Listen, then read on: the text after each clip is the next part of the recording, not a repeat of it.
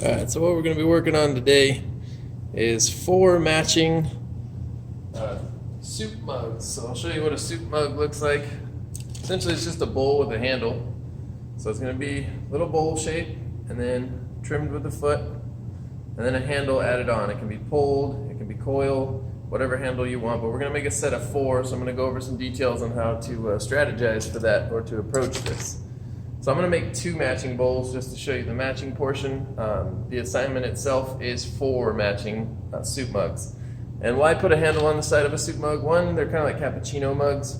Also, if you heat something up in the microwave or you put some really hot soup in there, the bowls tend to get really hot. So you can use the handle to avoid that. So they're kind of nice. And you can put 2 handles on the sides if you want to, get creative with it. So I'm going to go ahead and throw the first bowl. And again, whenever you're making a matching set, the key is measure, measure, measure. So the first thing I did was I weighed out 2 2-pound balls of clay. It's about 1 3/4 actually, each one. So I'm going to start with the first one, get this one centered. Speed this up a little bit. Okay, so get it centered. I'm coning up. Okay, and then I'll cone down.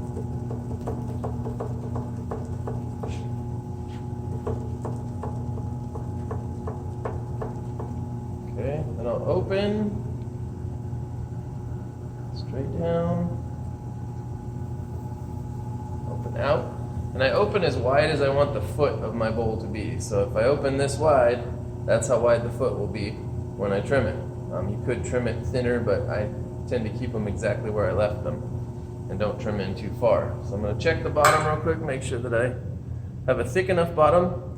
This is always crucial, but especially when you're making matching sets, I want to make sure that the bottom thickness is pretty close on each one. So this one is about 1/4 inch. So I want to make sure the other one is a little bit, it's a little over 1/4 inch. So the next one needs to be similar. I need to be in the same range because I'm using the same amount of clay. So if I have one that's really thin bottom and one that's a thick bottom, they're going to end up different sizes. So I'm going to go ahead and patch that. And because it is a wider bottomed piece, I'm going to compress the bottom by just pushing my finger and adding pressure to the bottom, and then I'm going to do a quick little swirl just for style points. Soften that up. I'm going to recenter because it's a little off before I pull up. That way I don't have to cut off any clay, or hopefully won't have to cut off any clay. This will be my first measurement ruler-wise. So I weighed it out and I made sure I checked the bottom. Now I'm going to check the width.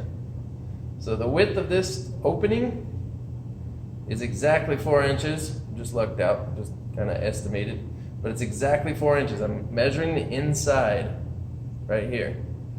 So that way I can make sure that the next one, I've checked the bottom thickness and I'll open the width the same amount. Now I'm ready to pull up. Just a little bit. Okay, so my first pull, I'm just going to pull straight up like I would anything else.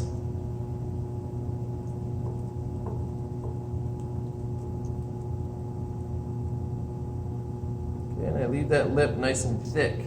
The reason I leave it thick is because I'm going to stretch it out to the side, making a bowl, and it's going to thin that out for me. Right now I'm compressing the lip nice and early. This pull I'm going to pull out a little bit to the side.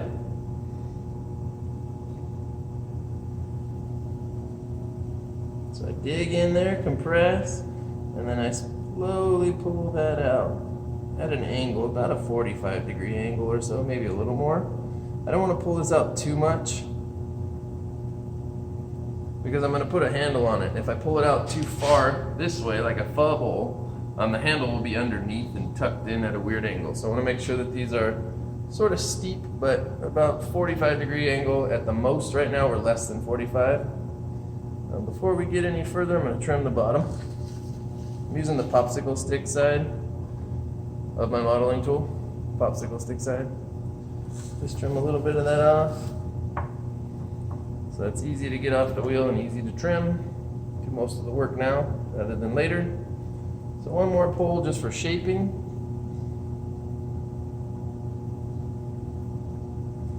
And on that pole, I don't know if you can see it inside, but I really want to make sure that the bowl is rounded. I want to make sure it's nice and round on the inside, not slanted, so it's not flat and then comes straight up like a sharp point. It's nice and round inside. I'll tilt it up in just a second once I take my measurements. And I get all the water out of the inside. Okay, and then I'm going to clean this one up a little bit, just detail it. So I'm going to smooth out the lip. By just taking my sponge around the lip, I just hit it. Just got to hold still for a second. So I'm going to smooth out the lip. I kind of like these deep. And the width tends to lend to cooling the soup a little bit, which is okay, because usually when you put soup in or something hot, it tends to be a little too hot, so it'll cool nice and quick because the opening is really wide. But I also like the height, so that you don't spill and you can actually fill this. This will easily fit a whole can of soup if you're into eating pre-made soups. Okay, so here's the first one. So now I'm going to measure the width inside the lip and also the height of my bowl. And then I'm going to write it down. So the first one is 3 3/4 inch. So I'm going to write that down. And then I'm going to measure inside the lip, inside the bowl, so I know how far to open the next one. So it is about 5.5 inches.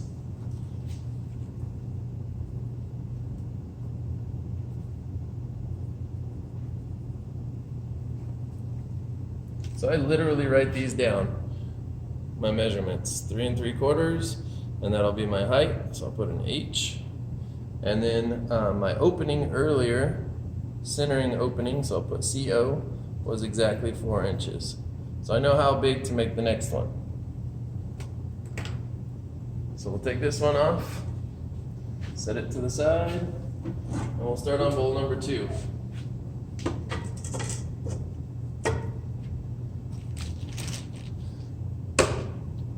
That pressed on, nice and firm. Same thing in centering. You're still getting the basics of centering, or excuse me, throwing in general. Centering's vitally important. Sets you up for success the entire way. Right now I'm just using 2 hands to squeeze the clay together to get it to cone up. And then cone back down. This kind of evenly distributes, or what they used to call wheel wedging, but it evenly distributes your clay. Especially if the moisture levels are a little off, especially in a classroom setting. The outside tends to be a little dry because they get left out or unbagged, and the inside's nice and wet. So this will even it out. So there, I am centered. Now I'm ready to open.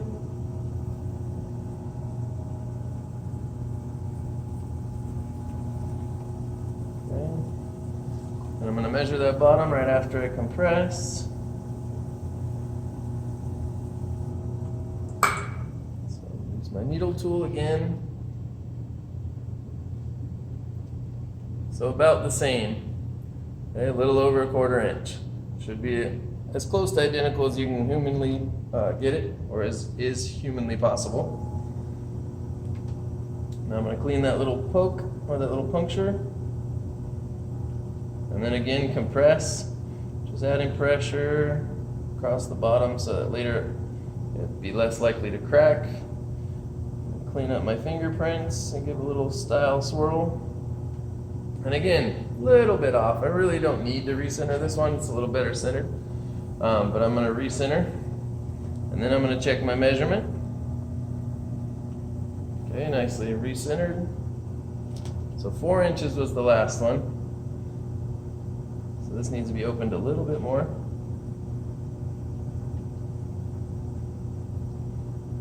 Okay, there's 4 inches wide. Okay, now I'm going to do my first pull. So again, this first one's just straight up.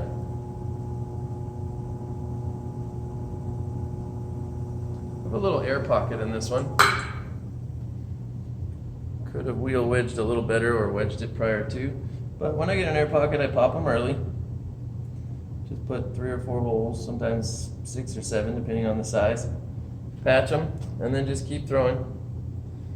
So I'm going to pull this one up one more time before I do my outside pull.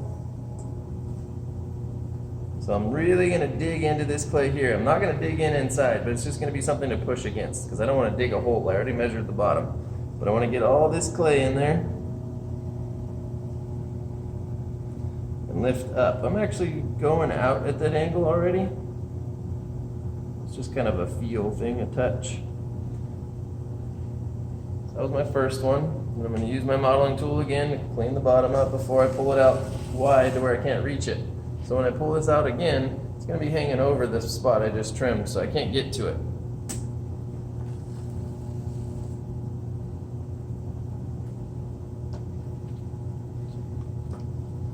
So another pull, a little bit more water, just very little, just enough for my inside hand to slide. And now this time I'm going to pull outward at that 45-degree angle and get that nice round bottom.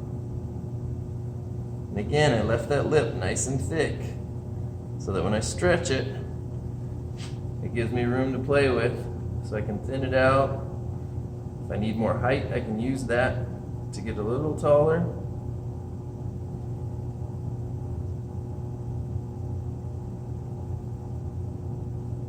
Okay, now I'm going to measure the width and height to make sure it matches my other one.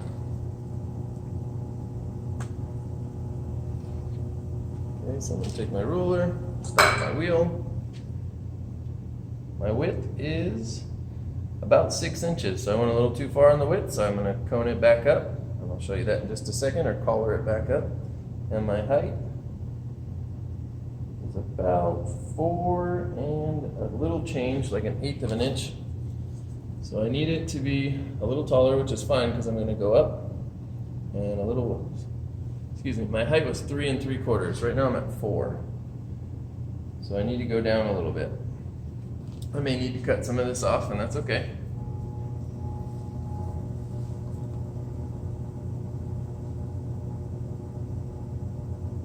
And that's why I write them down, so that we don't have to memorize them, as you heard me mistakenly misguesstimate my measurement. So my height was 3 3/4 and my width was 5 1/2. So to get it back up a little bit, I'm just going to do a little bit of pulling on the side. I could also do what's called collaring. So collaring is 3 points of pressure, one here, and then my thumb. You want to make sure your hands are nice and wet for this too if you're going to do it. If it's any friction on the clay, it may catch and mess you up a little bit.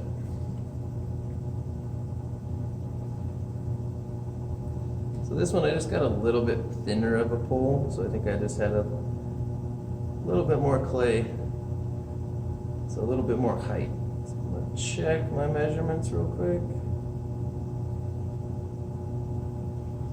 And again, you can shape these however you want, but a little bit taller tends to work a little better. Usually on my bowls I pull my lip out a little bit. On these I tend not to because they help with spilling. Just again pushing that up a little bit, and I'll fix that lip momentarily.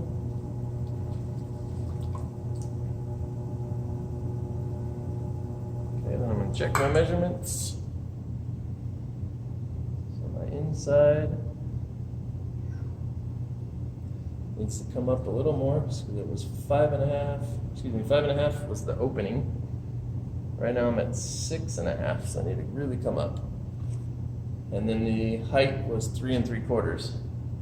So now I've got my height a little bit under, so that's a good thing because I need to go up a little. So I'm going to spin this rather slowly, and I'm going to pull this up and go in a bit. So I'm really just bringing it back. It was out here, I'm just bringing it back up and in. And each time I do it, I just start a little bit lower and go in small increments. If I go all at once, it tends to wrinkle the lip.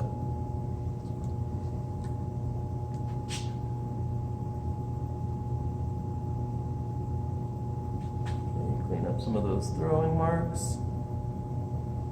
Check my measurements again. So we are right at 6, so I'll do it one more time. So again, I'm going a little bit lower this time. I'm going up a little bit more. This time was pretty dramatic because I want to get it right.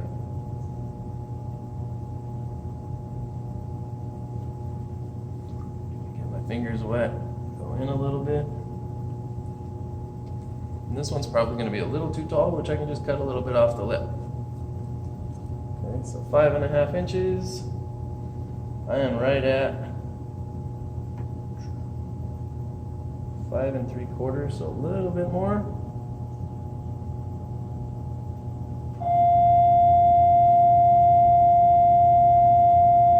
Oops, hit my lip again. Just a lack of caution. So we're right at 5 1/4, and then my height, I can take a little bit off of there. So it's about 1/8 of an inch off, so I'm just going to cut a little bit.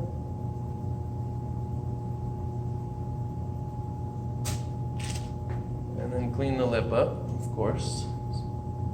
The reason I clean the lip too, one, I want to soften it because most nerve endings in your body are in your lips.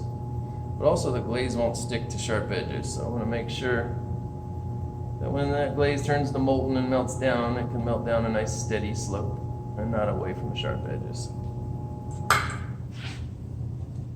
So there we go, we got 2 matching bowls. And this project will be 4 matching bowls with handles.